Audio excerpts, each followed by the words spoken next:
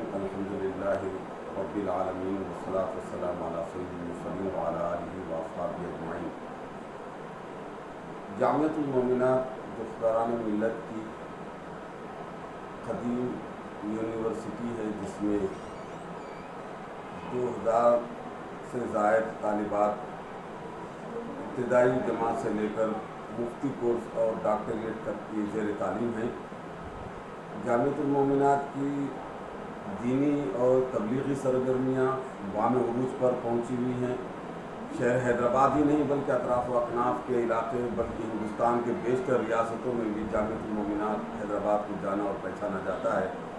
یہ جامعۃ المومنات کے بانی حافظ قاری مولانا مثنوی قادری ہیں، جنہوں نے سن 1992 میں اس منصب کی 4 طالبات کی درس ابتدا فرمائی تھی۔ اب یہ جامعہ پھل کر پھول کر ایک تناور درخت کی طرح ہو گیا ہے، جس میں دختران ملت کی تعلیم و تربیت کا خاص سا نظم قائم ہے۔ اس میں نہ صرف دینی تعلیم بلکہ اصلی تعلیم کا نظم بھی ہے، اور ساتھ میں طالبات کے لیے فنی تعلیم اور کمپیوٹر کی تعلیم اور خطاطی کی تعلیم اور دیگر ہوم سائنس کے پروگرام بھی جامعۃ المومنات کی طرف سے منعقد کیے جاتے ہیں۔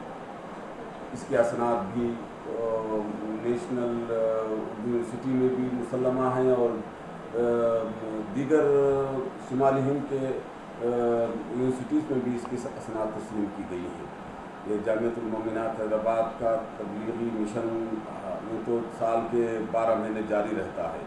اضلاع و دیہات میں یہاں کے معلمات ناظم مولانا مثنوی قادری کی نگرانی میں وفود جاتے بھی ہیں اور دن بھر تبلیغی کام کر کے پھر شام ہونے تک گھر جامعہ واپس بھی ہو جاتے ہیں۔ یہ اس ادارے کی خصوصیت یہ ہے کہ خواتین میں دینی بیداری پیدا کی جائے، معاشرے کی اصلاح کی جائے اور ان کے عقائد کی تفہیم کی جائے، عقائد کی خرابیوں کو دور کیا جائے، اور علم کو عام کیا جائے۔ وہ خواتین و طالبات جو گورنمنٹ مدارس میں یا یونیورسٹیز میں پڑھتی ہیں وہ جامعہ کو آ نہیں سکتی، تو ان کو جز وقتی نصاب بھی ہے، جس میں اس کے تحت میں وہ بہت سے جلسوں اور سیمیناروں میں یہ دینی تعلیم کو عام کرنے کے لیے مختلف موضوعات پر خطابات ہوتے رہتے ہیں۔ اصلاح معاشرہ کے عنوانات پر آج کل جو ہے معاشرے کی خرابیاں بام عروج پر پہنچ گئی ہیں، اس کی اصلاح کے لیے جامعۃ المومنات کمر بستہ ہے۔ یہاں کی شیوخ، خواتین، معلمات اور یہاں کے طالبات اس کام کے لیے سرگرم ہیں۔ دوسری بات یہ ہے کہ اب خصوصی طور پر جامعۃ المومنات میں ایک 3 روزہ فقہی کانفرنس منعقد ہونے جا رہی ہے۔ 3 روزہ فقہی کانفرنس کو یہ نئی کانفرنس نہیں بلکہ تیسری فقہی کانفرنس ہے۔ 2007 میں ایک فقہی کانفرنس منعقد ہوئی تھی، پھر اس کے بعد ایک دوسری فقہی کانفرنس جو 2-4 سال کے عرصے میں دوسری ہوئی، پھر ابھی تیسری کانفرنس منعقد کی جا رہی ہے۔ اس کی اصل غرض و غایت یہ ہے کہ بہت سے جدید فقہی مسائل جن کا حل کتاب و سنت کی روشنی میں دریافت کرنا ہے، جن کا حل کتاب و سنت کی روشنی میں دریافت کرنا ہے، ایسے جدید مسائل جن کے جوابات کتب فقہ میں بھی صراحتاً نہیں مل پاتے ہیں۔ وہ کتاب و سنت میں اس کے اصول اور ضابطے ضرور ہیں، لیکن اس پر اجتہاد کر کے قیاس کر کے نئے نئے مسائل کا حل کس طرح دریافت کیا جائے، یہ علماء وقت کی ذمہ داری ہے، فقہاء کرام کی ذمہ داری ہے، مفتیان کرام کی ذمہ داری ہے کہ وہ اس بارے میں بیٹھیں اور مجلس منعقد ہوں اور ایسے مسائل پر قیاس کے ذریعے سے، اجتہاد کے ذریعے سے قوم و ملت کی رہبری اور رہنمائی کریں۔ اس کے لیے جامعۃ المومنات نے خصوصی طور پر کافی صرفے سے اور بڑی محنت اور جدوجہد کے ساتھ جو ہے یہ کانفرنس منعقد کرتی ہے۔ اس کی علمی افادیت کا اندازہ اس بات سے کیا جا سکتا ہے کہ اس کانفرنس میں صرف مقامی علماء کرام اور عالمات مفتیات تشریف لا رہے ہیں، بلکہ ہندوستان اور بیرون ہند کے بھی علماء یہاں تشریف لاتے ہیں۔ ہمارے ہندوستان کے شمالی ہند کے علماء میں حضرت مولانا مفتی نظام الدین صاحب، مفتی جامعہ اشرفیہ مبارک پور، مولانا ایوب خان صاحب جو مراد آباد جامعہ علمیہ کے مفتی ہیں، محدث گجرات مولانا معین الدین صاحب ہیں، ایسے ہی کشمیر کے مفتی صاحب مولانا نذیر احمد صاحب بھی ہیں، اور ایسے جامعہ نظامیہ کے مولانا مفتی ضیاء الدین صاحب ہیں، اور ایسے حقیقت تقریباً 150 مرد مفتیان کرام اور 150 خواتین مفتیات اس مباحثے میں شریک ہوں گی، جہاں 3 روز یعنی پہلا دن جمعہ کے روز 4 بجے اس کا افتتاحی اجلاس ہوگا اردو گھر مغل پورہ حیدرآباد میں، جس میں مولانا مفتی خلیل احمد صاحب کے ابتدائی کلمات اور دعاؤں سے اس اجلاس کا آغاز ہوگا۔ اس میں مہمان خصوصی کی حیثیت سے ہمارے ڈپٹی چیف سیکرٹری محمد محمود علی صاحب بھی تشریف لا رہے ہیں، اور ساتھ میں ہمارے معزز مہمان خالد العصیمی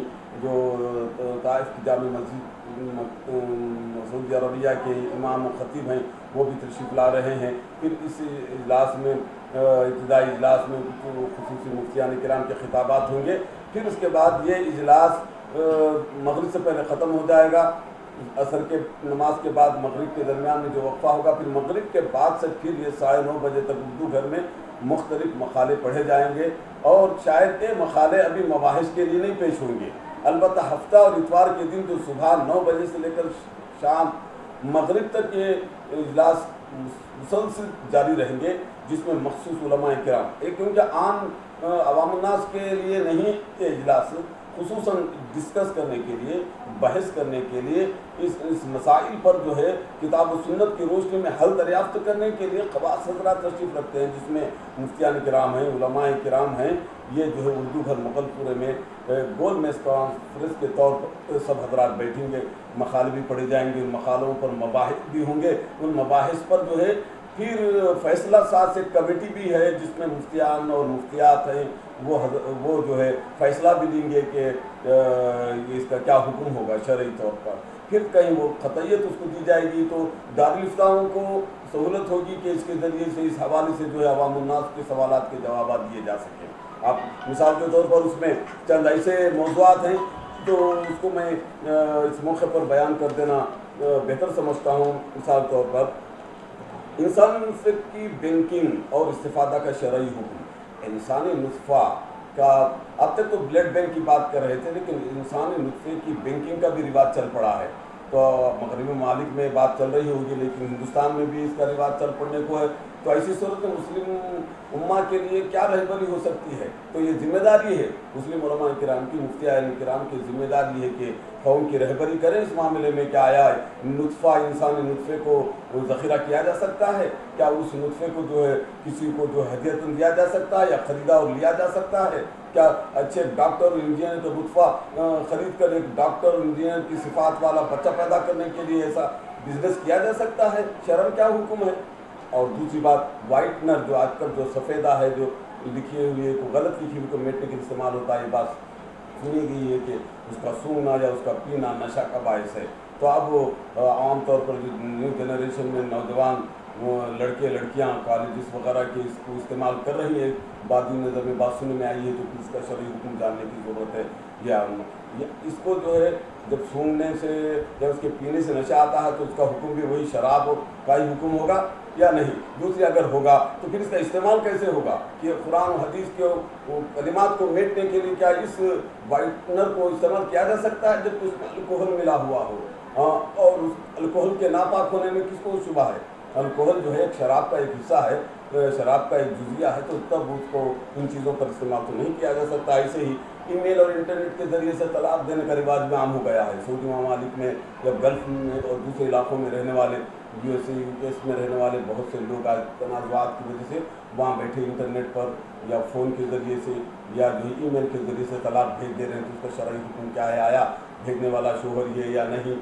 پھر اس کی تحقیق کس حد تک درست ہے؟ کیا جس طرح فون پر نکاح کرنا درست ہے یا نہیں؟ جب وہ قبول ایسے ہی طلاق دینا اور طلاق نافذ ہوگی یا نہیں؟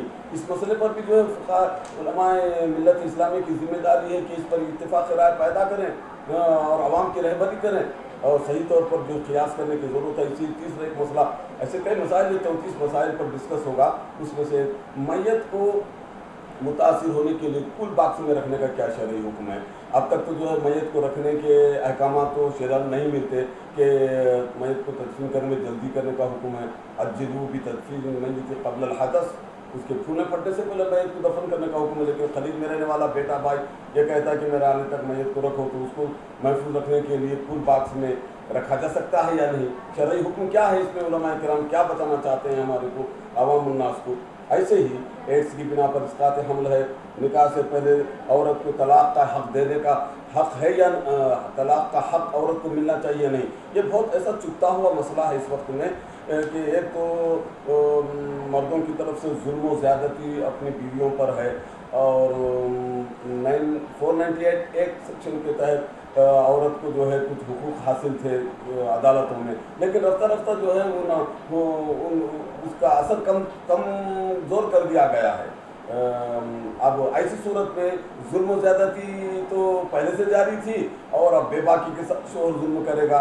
हमने इससे पहले भी देखा है कि पुलिस कमिश्नर साहब के पास कई ख़वातीन, सना गार्डन में कई ख़वातीन बैठी हुई थी, जिसमें बहुत सी पर्दा नशी ख़वातीन, बुर्क़ापोश ख़वातीन थी, तो उनकी ज़बूहाली को देखकर हमारे पुलिस कमिश्नर साहब ने कहा था कि मुसलमान उलमा किराम, मुफ्तियान किराम की जिम्मेदारी है कि जिस कसरत से जो है औरतें नाम नफ़ा शोहरों की तरफ से नाम नफ़ा न मिलने की वजह से, या उनके जुल्म तशद्दुद की वजह से, शोहरों की बेतवज्जी की वजह से परेशान हाल ये महिला मंडलों को फिर रही हैं, पुलिस नाकों को जा रही हैं, अदालतों की चक्करें काट रही हैं, इसके लिए कोई मुफीद मौजू हल तलाश करने की ज़रूरत है। जबकि एक कमिश्नर साहब जो कि अगरचे के वो मुस्लिम मसाइल से वाकिफ़ भी हों, लेकिन गैर मुस्लिम होने के बावजूद भी उम्मत मुस्लिमा और मुसलमानों की तरफ उलमा किराम को तवज्जो दिलाया। तो ऐसी सूरत में क्या निकाह के वक्त में ही एक औरत से जो है शोहर से तलाक दे लेने का, यानी कंडीशन के साथ, क्या उन जुल्म सितम करने की सूरत में, मारपीट करने की सूरत में, या उसको नानो नफ़ा अदा न करने की सूरत में, क्या औरत को जो है अपने ऊपर तलाक नाफिज कर लेने का हक शोहर देगा? शोहर को देना चाहिए। इसमें जो है खुद वो सियाना में वो बुकलेट्स जो तबाह हुई है हमारे यहाँ पर काज़ी हज़रात, उसमें कुछ और इजाफा करके अगर इसको भी ऐड कर लिया जाए तो ये मौजूदा दौर में जो औरत सितम रसीदा है, परेशान हाल है, उसके लिए कुछ हल दरियाफ्त किया जा सकता है। इस पर भी जो है गौर करने की ज़रूरत है। हमारे मुफ्तियान किराम इस मसले के हल के लिए भी मैं समझ सर जोड़ कर बैठेंगे।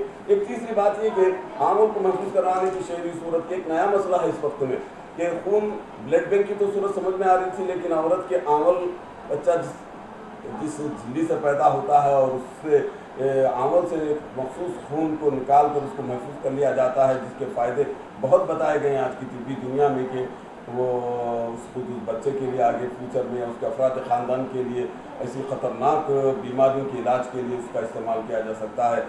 ब्लड से कहीं ज़्यादा उसकी हिफाजियत कई गुना ज़्यादा है।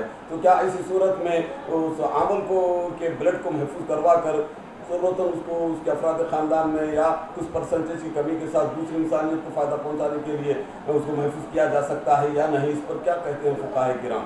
उनकी राय जानने की ज़रूरत है।